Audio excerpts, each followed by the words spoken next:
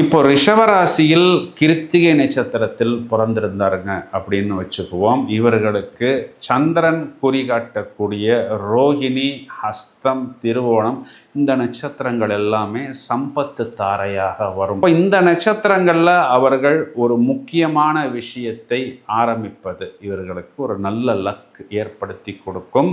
இந்த நட்சத்திரத்தின் அதிதேவதை அம்மன் வழிபாடு. இப்போ மதுரை மீனாட்சி அம்மன், காஞ்சி காமாட்சி அம்மன், கன்னியாகுமரி அம்மன், கொல்லூர் மூகாம்பிகை அம்மன், இந்த மாதிரி உங்கள் வீட்டுக்கு பக்கத்தில் இருக்கக்கூடிய அந்த அம்மன் வழிபாடு பிரதானமான அம்மன் கோயிலாக இருக்கணும்.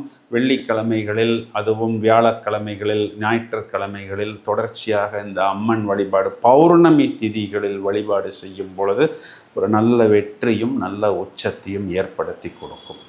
ஒருவேளை நீங்கள் சந்திரனுடைய நட்சத்திரம்னு ரோகிணி நட்சத்திரத்தில் பிறந்திருந்தால், குறிப்பா உங்களுக்கு அந்த செவ்வாய் உடைய நட்சத்திரம் மிருகசீஷம், சித்திரை, அவிட்டம் உங்களுக்கு சம்பத்து தாரை, முருகன் வழிபாடு செய்வது உங்களுக்கு கண்டிப்பாக மேலும் மேலும் நல்ல ஒரு அபிவிருத்தியை ஏற்படுத்தி கொடுக்கும். அப்போ சஷ்டி திதிகளில், செவ்வாய்க்கிழமைகளில் முருகன் வழிபாடு நிறைய உங்களுக்கு வெற்றிகளையும் வாய்ப்புகளையும் பாக்கியங்களையும் ஏற்படுத்தி கொடுக்கும். இந்த சந்திரனுடைய நட்சத்திரத்தில் பிறந்தவங்களுக்கு புதன் அப்படிங்கிறவர் 6வது நட்சத்திரமாக வருவார். சந்திரன், செவ்வாய், ராகு, குரு, சனி, புதன். அப்போ ஆயில்யம் நட்சத்திரம் வரக்கூடிய நாட்கள், ரேவதி நட்சத்திரம் வரக்கூடிய நாட்கள், அதே மாதிரி கேட்டை நட்சத்திரம் வரக்கூடிய நாட்களில் கூட நீங்கள் ஒரு பொது விஷயத்தை தொடங்குவது, அதற்குண்டான நபர்களை போய் பார்ப்பது, ஒரு பயணத்தை நீங்கள் தொடங்குவது, இது எல்லாமே உங்களுக்கு